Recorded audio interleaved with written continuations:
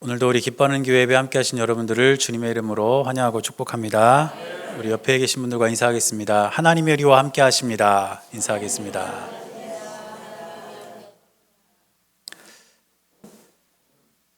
오늘 우리가 함께 읽은 욥기 35장, 이제 계속해서 우리가 엘리후의 발언에 대해서 우리가 좀 살펴보고 있는데, 오늘 우리가 읽은 이 35장에 기록된 내용은 엘리후의 세 번째 발언입니다. 그런데 엘리후가 33장부터 이야기를 하기 시작하는데 말을 하면 할수록 점점 거칠어지는 그런 어조를 띠고 있는 걸 볼 수 있어요. 그래서 33장에서 처음 이야기할 때는 굉장히 겸손한 태도와 겸손한 자세로 말을 시작합니다.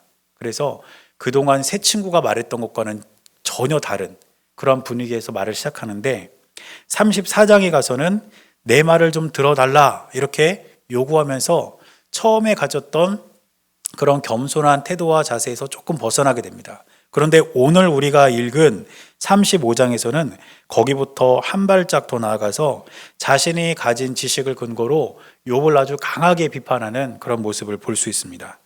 그런데 문제는 뭐냐면 엘리후의 이런 비판과 발언 안에 오류가 있고 잘못된 판단이 들어있다는 거예요. 예를 들면 욥의 주장에 대해서 엘리후는 심각하게 오해하고 있었고 욥을 하나님 앞에서 뻔뻔한 사람으로 막 몰아붙이기도 합니다. 그리고 욥의 기도는 헛된 기도다 이렇게 욥의 기도를 매도하기도 합니다. 이처럼 엘리후의 주장과 그 발언 안에는 굉장히 많은 오류가 들어있습니다. 그런데 이 엘리후의 잘못된 판단과 오류도 하나님의 말씀인 이 성경 안에 들어있다는 거예요. 하나님께서 우리에게 성경을 주실 때에 사람들이 전한 잘못된 말들, 오류 이런 것들을 좀 다 빼고 우리에게 정말 도움이 될 만한 일들만 기록해 주셨으면 더 좋았을 텐데 우리가 하나님의 말씀이라고 일컫는 이 성경 안에 엘리후라는 이 사람의 잘못된 판단과 오류가 섞인 주장이 함께 들어있다는 것입니다. 그렇다고 해서 우리가 성경을 읽을 때마다 그런 내용들이 나오면 다 건너뛰고 읽을 수는 없잖아요. 전부 다 하나님의 말씀인데.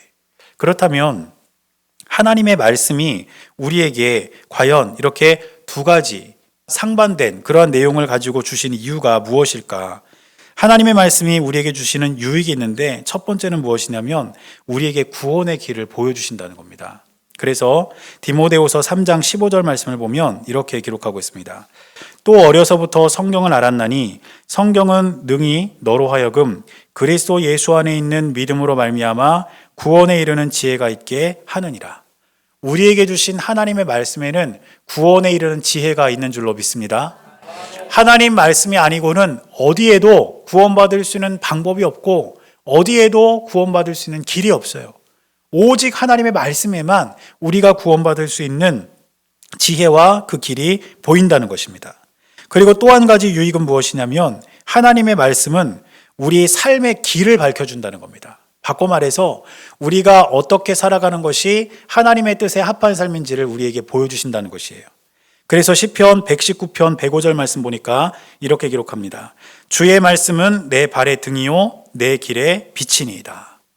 그런데 하나님께서 우리의 삶의 길을 밝혀주시는 방법은 두 가지입니다. 하나는 바른 길을 통해서 그 길로 걸어가게 하시는 겁니다.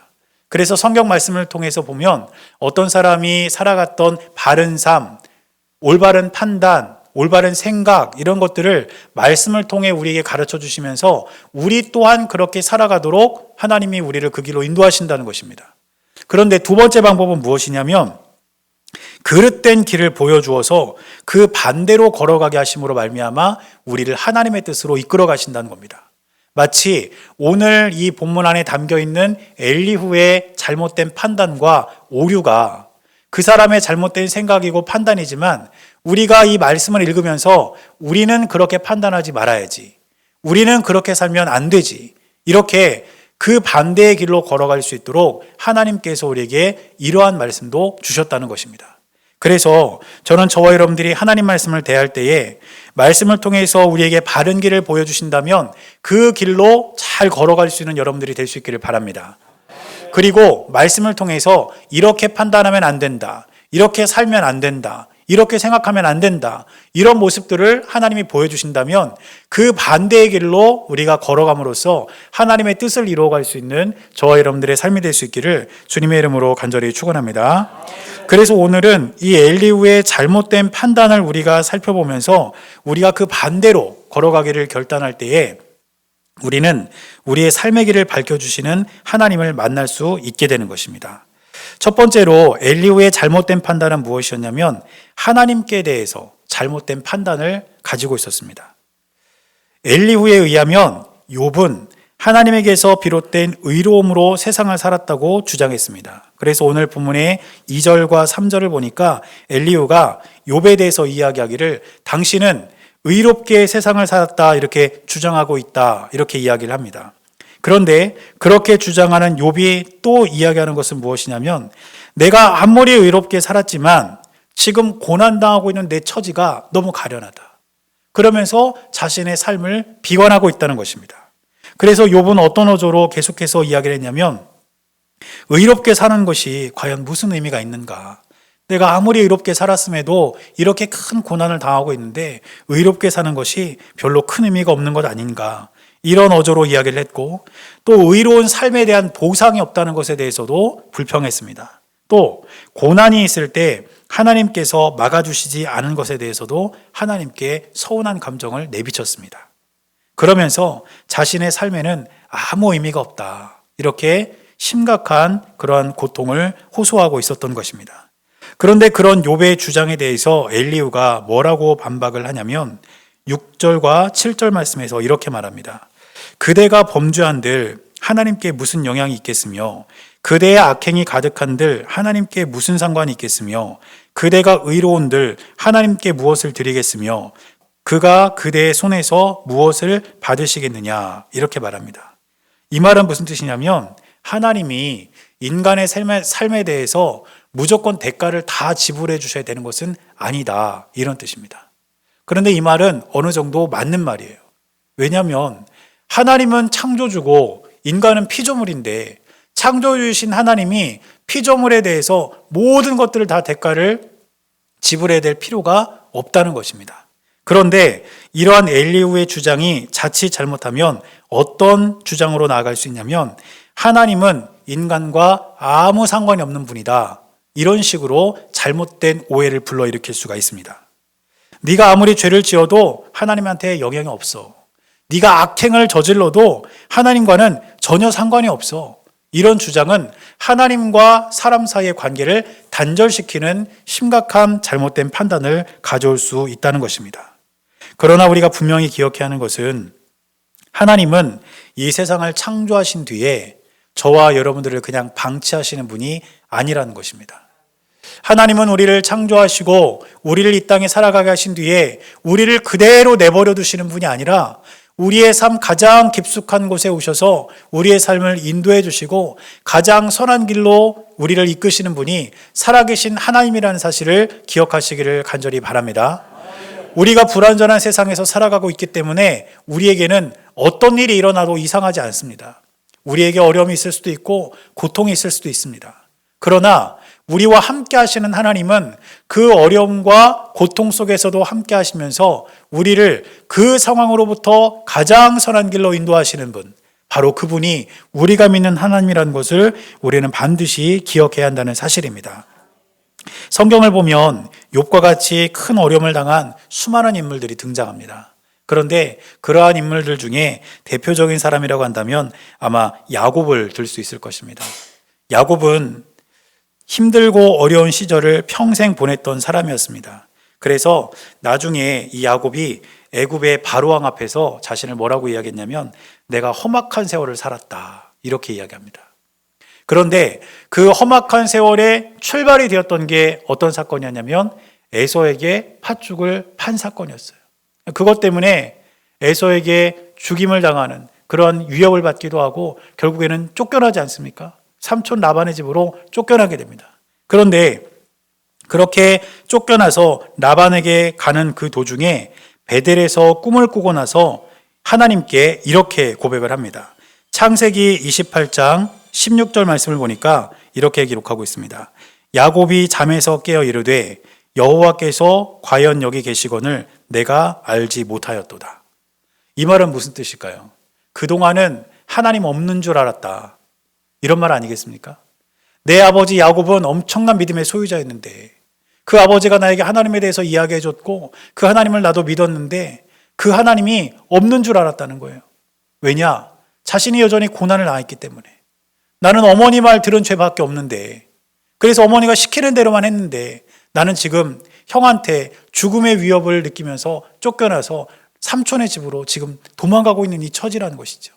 그런 상황 속에서 하나님은 없는 것 아닌가, 이런 생각을 하고 있었는데, 꿈속에서 하나님과의 그러한 만남을 통해서 야곱이 고백하는 것은 무엇이냐면 여호와께서 과연 여기 계시거늘 내가 알지 못하였도다.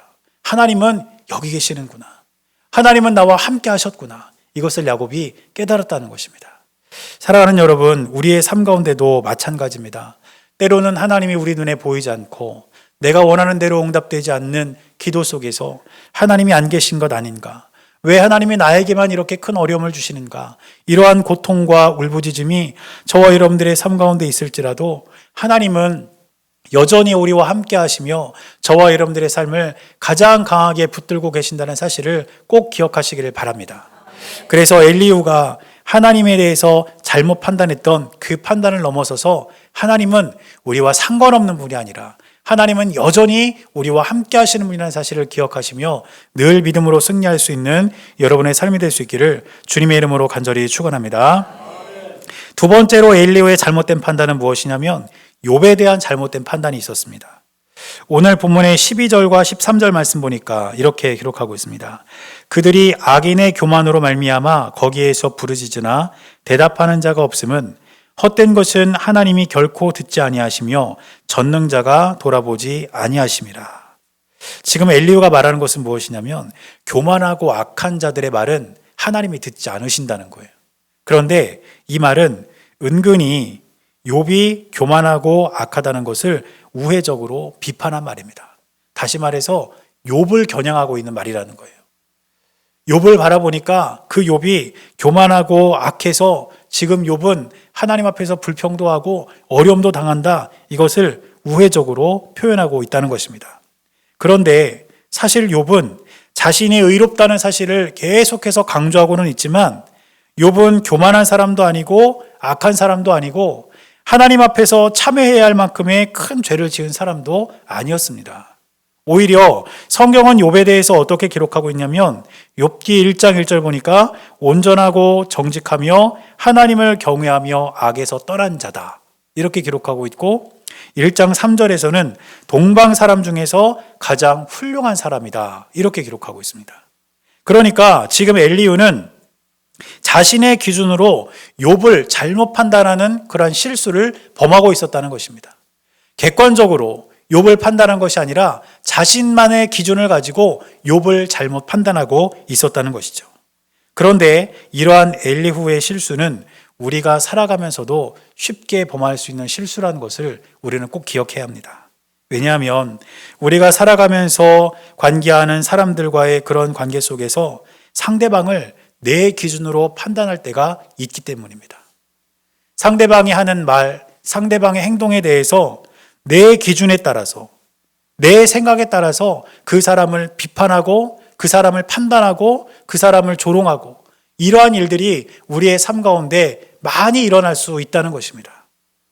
그러나 우리가 분명히 기억해야 될 것은 무엇이냐면 우리의 기준으로 상대방을 판단할 것이 아니라 다름을 인정하고 하나님 앞에서 그 비판과 판단을 멈추는 것이 더 중요하다는 것을 우리는 꼭 기억할 수 있게 되시기를 바랍니다. 그래서 예수님께서도 남을 비판하지 말라고 말씀하셨는데 마태복음 7장 1절 말씀 보니까 이렇게 기록하고 있습니다. 비판을 받지 아니하려거든 비판하지 말라. 또 사도 바울도 남에 대한 비판을 삼가라고 말했는데 로마서 14장 1절을 보니까 믿음이 연약한 자를 너희가 받되 그의 의견을 비판하지 말라. 이렇게 성경은 우리에게 비판과 판단을 멈추라고 이야기하고 있습니다. 물론 내 생각과 상대방의 생각이 다를 수 있습니다. 그래서 내 기준으로 상대방을 평가할 수 있습니다. 그러나 그렇게 내가 생각하면서 그냥 내 생각에 머무는 것과 그것이 내 입 밖으로 나아가서 그 사람을 정죄하고 비판한 것은 전혀 다른 일입니다. 그렇다면 우리가 비판 대신 해야 할 것은 무엇일까요? 그것은 대화입니다. 대화는 생각의 교류라고도 이야기를 하는데 무슨 뜻이냐면 서로의 생각을 가지고 열린 마음으로 서로의 생각을 공유하는 것입니다. 내 생각은 이런데 당신의 생각은 어떻습니까? 그리고 조금 뒤로 물러나서 내 생각만을 내 기준으로 고집하는 것이 아니라 상대방의 생각도 한번 들어주고 내 이야기도 한번 해주면서 서로 접점을 찾아가는 것, 그것이 바로 우리가 비판 대신 해야 할 대화라는 것입니다. 저는 저와 여러분들의 삶 속에서 또 우리 기뻐하는 교회 안에서 비판과 판단이 멈추게 되기를 바랍니다. 그러나 사랑하는 마음으로 서로 깊은 대화를 통해서 하나님이 원하시는 가장 좋은 것을 향해 나아갈 수 있는 귀한 은혜가 저와 여러분들의 삶 가운데 있게 되시기를 주님의 이름으로 간절히 축원합니다. 또 엘리후가 잘못된 판단을 내렸던 것은 무엇이냐면 상황에 대해서 잘못된 판단을 내렸습니다. 엘리후가 논쟁에 참여한 이유가 두 가지인데 그 두 가지 이유 중에 하나는 무엇이냐면 세 친구들의 주장이 합리적이지 않고 자신들의 주장을 가지고 욥을 정죄했기 때문입니다. 그래서 욥기 32장 3절에서 엘리후는 이렇게 이야기했습니다. 또 세 친구에게 화를 내면 그들이 능히 대답하지 못하면서도 욥을 정죄함이라. 세 친구들이 자신의 기준을 가지고 욥을 계속 정죄하는 거예요. 그러니까 엘리후가 그 논쟁에 참여해서 중재자의 역할을 하려고 했던 것입니다. 그런데 그러한 출발과 시도는 좋았지만 지금 엘리후가 말하고 있는 이 주장은 사실 세 친구의 주장과 별반 다를 것이 없습니다. 욥의 상황에 대한 배려 없이 그 욥의 상황을 잘못 판단하고 자신의 주장만을 끊임없이 늘어놓고 있는 것이 지금 엘리후의 모습이었다는 것입니다. 따라서 엘리후의 조언과 충고는 욥에게 어떤 도움도 되지 못했습니다. 상황이 파악되지 않은 상태에서의 조언과 충고는 오히려 상대방의 마음을 더 힘들게만 할 뿐입니다.